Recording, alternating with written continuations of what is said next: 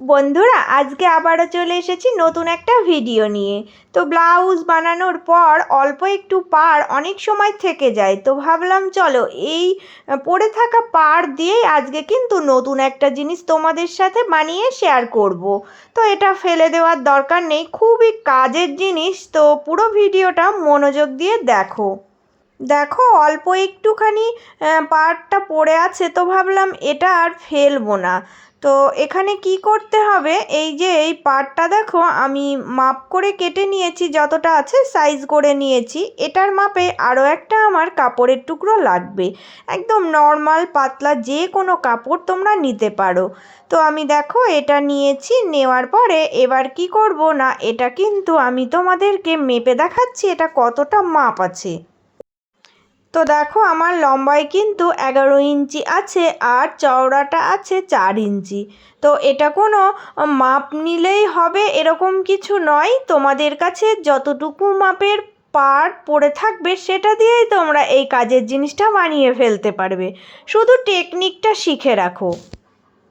এবার কি করছি দেখো না, এবার কিন্তু এই কাপড়টার সাথে আমি এটাকে জুড়ে নেব। তো দেখো আমি সোজা দিকটাতে রেখেছি, রেখে এই ধারের একটা সাইড দিয়ে এই 3টে দিক আমি কিন্তু জুড়বো। এখান থেকে দেখো সেলাইটা শুরু করে এই কোণাটা অবধি শেষ করব, আর এই সাইডটা আমি জুড়বো না, কারণ এটা আমার জোড়ার দরকার নেই। এবার এটা আমি সোজা করে নেব, তো এইভাবে করে নিলেই হয়ে যাবে।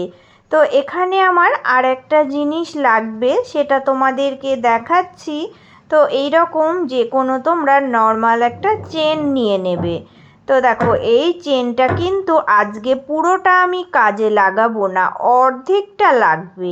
এই অর্ধেক চেনটাকে কিভাবে তোমরা দেখো করবে, তো এটা খুলে নেবে। এই যে একটা সাইড এইভাবে করে দেখবে টান দেবে, আস্তে আস্তে এখান থেকে খুলে যাবে। তো এই একটা সাইড থাকবে আর একটা বাদ দিয়ে দেবে, এদিকটা ফেলে দেবে। এটাই কিন্তু আজকে খুব কাজে আসবে। এবার কি করতে হবে দেখো, এবার কিন্তু এই যে এই খোলা মুখটা আছে, এই খোলা মুখটা আমি এই চেনটার সাথে দেখো সেটিং করব। চেনটা এইভাবে রাখছি, রেখে এর দেখো আমি এই ধারের কোল দিয়ে সেলাই দিয়ে জুড়ে দিচ্ছি। এবার কি করব না, এবার এই যে এখান দিয়ে আমি একটা চাপ সেলাই দিয়ে দেব, তাহলে চেনটা কিন্তু সুন্দরভাবে সেটিং হয়ে যাবে। আজকের জিনিসটা কিন্তু ভীষণ সুন্দর আর খুবই সহজ একটা পদ্ধতি। দেখো তোমরা দেখলে বুঝতে পারবে কত কাজের জিনিস তোমরা কিন্তু এইভাবে বানিয়ে ফেলতে পারবে। এবার কি করতে হবে দেখো, এই যে এই চেনের মুখটা দেখো আমি এই ধারের কোলে এনে এই দিকের এই যে এই কর্নারটা সুন্দর করে একটা সাইডে দেখো আমি এখান থেকে সেটিং করব। দুটো এই রকম করে রাখবে, রেখে চেনটা যদি হালকা টান দাও তাহলে কিন্তু সুন্দরভাবে জয়েন হয়ে যাবে। একটা চেন দিয়েই কিন্তু আজকে এই একটা লকের ভিতরে দিয়ে সুন্দরভাবে চেনটাকে সেটিং করে নিচ্ছি। দেখো খুবই সহজ কাজ একটা, তোমরা একটু ট্রাই করবে তাহলেই হয়ে যাবে। তো এইভাবে করে দেখো আমি চেনটাকে সুন্দর করে সেটিং করে নিলাম। এবার আমি এটাকে উল্টিয়ে দিচ্ছি, উল্টিয়ে দিয়ে কি করব না, এই ধারের কোল থেকে নিচের সাইডটা দেখো একটা সেলাই দিয়ে জয়েন করে নেব। খুবই সহজ পদ্ধতিতে আজকে আমি এই জিনিসটা তোমাদের বানিয়ে দেখালাম।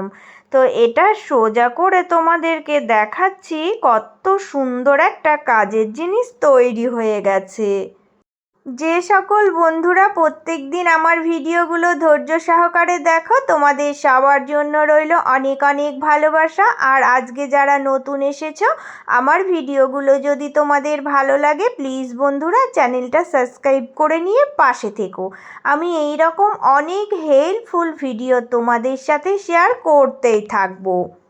দেখে নিশ্চয় বুঝতেই পারছো যে কত সুন্দর একটা মিনি পার্স বানিয়ে ফেললাম। খুবই সুন্দর হয় এই পার্সগুলো। তোমরা কিন্তু এটাতে পয়সা টাকা যাই হোক না কেন রাখতে পারো। তো দেখো বন্ধুরা, পাড়ের এই টুকরো অংশগুলো খুব সুন্দর লাগে, তো ফেলতে গিয়েও খুব কষ্ট হয়। যখন বেঁচে যাওয়া পাড় থাকে আমি কিন্তু এইভাবে করে কাজের জিনিস বানিয়ে ফেলি। তাই তোমাদেরকেও এই বুদ্ধিটা দিলাম, তোমরাও কিন্তু বানিয়ে নিজেদের কাজের জিনিস নিজেরাই তৈরি করে নিতে পারো। সবাই ভালো থেকো, সুস্থ থেকো। চলে আসবো আবারও একটা অন্য কোনো ভিডিওর সাথে।